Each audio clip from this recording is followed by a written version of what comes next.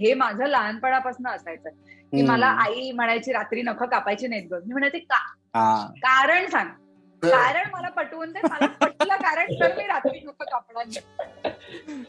मग काय सोमवारी हे करायचं नाही, रविवारी ते करायचं नाही. म्हटलं का, सगळ्याचं मला कारण द्या.